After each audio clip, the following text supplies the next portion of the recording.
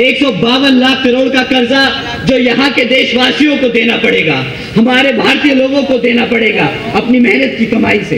ये 152 लाख करोड़ का हिसाब अब इनसे हमें मांगना होगा कि इन्होंने ये 152 लाख करोड़ रुपए खर्चे तो कहाँ खर्चे, परंतु जो आपने गरीब लोगों के घर तोड़े ना, मुख्यमंत्री जी को आने वाले विधानसभा चुनाव में इसका भी जवाब देना होगा। अभी आपके बीच में लाल टोपी वाले भी आएंगे। सुनिए, ये फिल्म का ट्रेलर है, अभी पूरी फिल्म बाकी है। अभी तो ये पहला चुनावी बिगुल बजाया है भाई आकाश आनंद जी ने, अभी तो चुनावी बिगुल बजेगा। और जब आकाश आनंद जी अपने फुल फॉर्म में आएंगे तो मैं बता दूं कि ये सब देखते रह जाएंगे कि किस प्रकार हमारे जो अनुसूचित जाति के लीडर्स जो है वो तैयार हो रहे हैं और भारत के अंदर अपने समाज को एक लीडरशिप देने के लिए तैयार। अमिताभ बच्चन वगैरह कुछ नहीं है, बहुजन शेर है, बहुजन सिपाही हैं, बाबा साहब के सिद्धांतों पर चलने वाले हैं और जो भीमा कोरेगांव के अंदर जो योद्धा थे उनकी एक मिसाल है। तो हमें कोई नाचने गाने वाले से तुलना नहीं करना है, हमें उनकी तुलना करनी है तो बराक ओबामा से हमें उनकी तुलना करनी है। अगर हम उनकी तुलना करेंगे तो हम साहब काशीराम जी से उनकी तुलना करेंगे। अगर हमें उनकी तुलना करनी है तो भारत के अंदर हम बहुत बड़े लेवल पे हम उनकी तुलना करेंगे। हमारे लिए कोई वो अमिताभ बच्चन वगैरह कोई मायने नहीं रखता। पहली बात, जब आप ये कहते हो कि बीएसपी नेता और बीएसपी के आकाश आनंद, तो आप गलत बोलते हो, बिल्कुल गलत बोलते हो।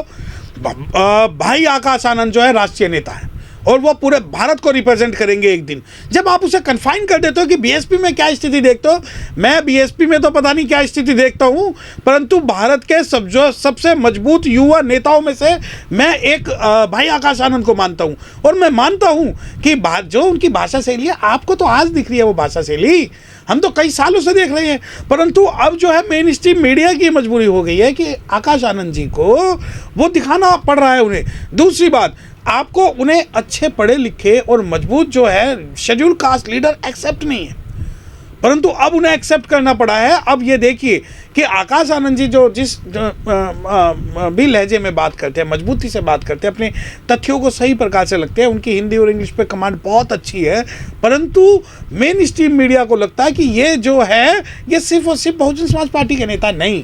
मैं आपको बता दूं कि बहुजन समाज पार्टी का जो भी यूथ है वो आकाश आनंद जी के अंदर विश्वास रखते हुए आकाश आनंद जी को राष्ट्रीय पटल पर नेता देखना चाहता है। लोग कहते थे कि बीएसपी को कवर नहीं करती है मेन स्ट्रीम मीडिया, लेकिन सबसे ज्यादा कवर किया जा रहा है आकाश आनंद को मेन स्ट्रीम मीडिया के जरिए इस बार। देखिए, मैंने क्या बताया कि अब ये उनकी मजबूरी हो चुकी है, हमें कहाँ तक इग्नोर करेंगे। हमें अब देखिए, जहाँ तक आकाश आनंद जी की बात है, जो उनके बोलने का तरीका है, तो मेन स्ट्रीम मीडिया को क्या चाहिए?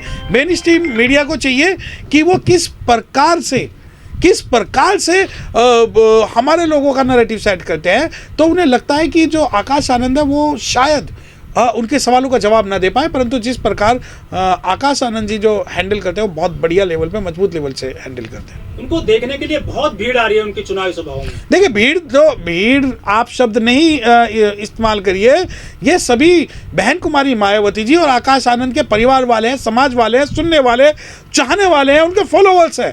ये भीड़ नहीं है, ये वो लोग हैं जो आकाश आनंद जी के और बहन जी के कहने पर इस 2024 के अंदर चुनाव का समीकरण बदल देंगे। कुछ जो बसपा के विरोधी हैं वो लोग पहले कहते थे कि ये तो विदेश से पढ़कर आए हैं, क्या पता राजनीति के बारे में, क्या पता बहुजन राजनीति के बारे में।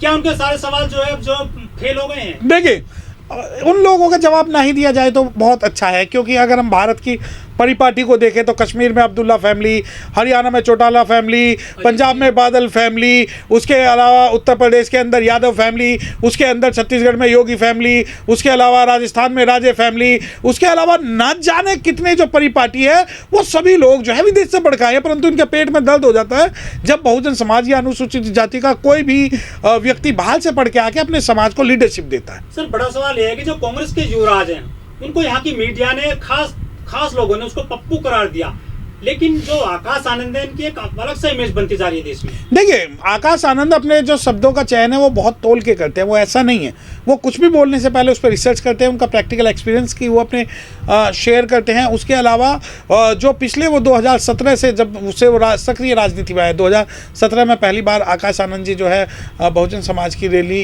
के मंच पर दिखाई दिए थे, तब से अभी तक वो निरंतर सीख रहे हैं और अभी भी लर्निंग प्रोसेस में है।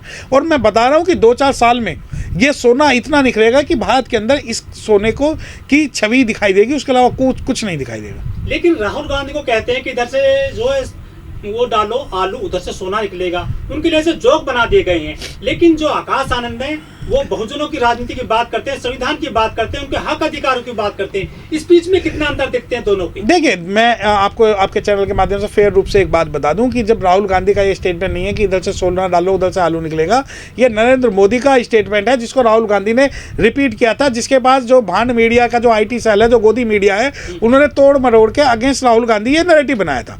मैं राहुल गांधी का सपोर्ट नहीं कर रहा हूँ। दूसरी बात, आकाश आनंद जी जब कुछ बोलते हैं तो वो नपी तुली सही शब्दों में बोलते हैं। उन्हें ऐसा नहीं है कि उन्हें बोलना ही बोलना है।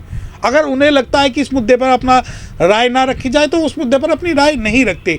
अब जब आप ये कह रहे हैं कि राहुल गांधी से जो है आकाश आनंद की तुलना तो बिल्कुल भी नहीं की जा सकती। राहुल गांधी की पिछली 4-5 पीढ़ियां राजनीति में है। राहुल गांधी की पिछली 4-5 पीढ़ियां राजनीति में है और आकाश आनंद की कौन? ज़्यादा से ज़्यादा अगर आप देखें तो बुआ जी, बहन जी, उसके अलावा कौन है?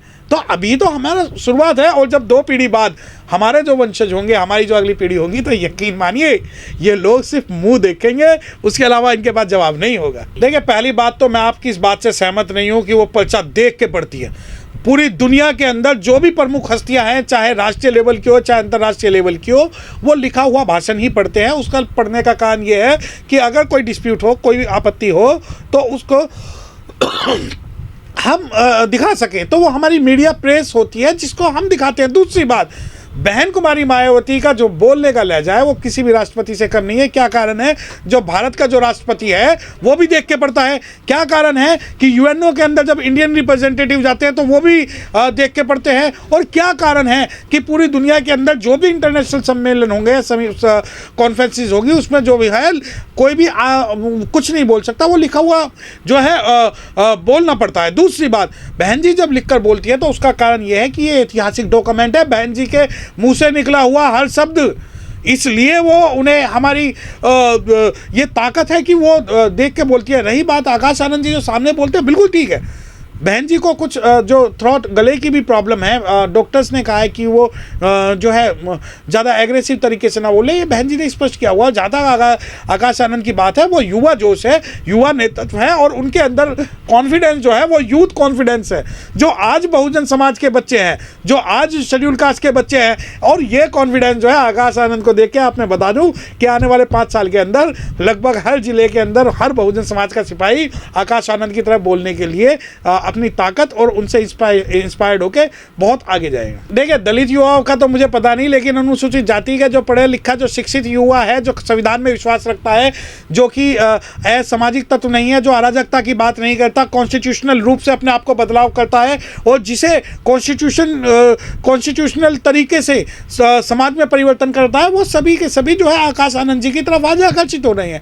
जब आप कहते हैं कि भाई दलित युवा उसकी तरफ नहीं, हम अपने लोगों को शहीद नहीं कर सकते। दूसरी बात यह है कि हमें एग्रेसिव इस मूवमेंट के अंदर सत्ता के पास हथियार भी है, सत्ता के पास हथियार भी है और सत्ता के पास ताकत भी है। वो कभी कहीं से कहीं तक भी शेड्यूल कास्ट और मुस्लिमों को बोलने लायक नहीं छोड़ती और उनके खिलाफ मुकदमे डाल के उन्हें बंद करके उनका पूरा कैरियर खराब करने की जो है साजिश रखती है, जैसे कि दिल्ली के दंगों में हुआ। लेकिन जब बसपा को उत्तराधिकारी घोषित किया गया था बहन जी के द्वारा आकाश आनंद को, तो काफी आलोचना झेलनी पड़ी थी कि इनको फ्री में जो है वो पद मिल गया है, पार्टी की सत्ता मिल जाएगी आराम से। अरे भाई, उन्हें कोई सांसद नहीं बने हैं, वो कोई मुख्यमंत्री राज्यपाल नहीं बने हैं, कांटों का ताज मिला है। उस कांटों के ताज को किस प्रकार सत्ता के ताज में बदलना, ये आप देखिए कि एक व्यक्ति जो काउंसलर जिसे नहीं बन पाया, जो लोकसभा नहीं लड़ रहा है, जिसे राज्यसभा नहीं दिया गया, जिसे कुछ नहीं दिया, आज वो धक्के खा रहा है पूरे सड़कों पर। पूरे दिन रात उसने बहुजन समाज के लिए किया हुआ है। तो आप क्या सोचते हैं कि ये बहुत बड़ी चीज है? अरे कांटों का ताज है और कांटों का ताज जो भाई आकाश आनंद को मिला है, वो कांटों के ताज को हम राज के ताज में बहुत जल्दी बदलने का जो हौसला है वो शायद हम आकाश आनंद में देखते हैं।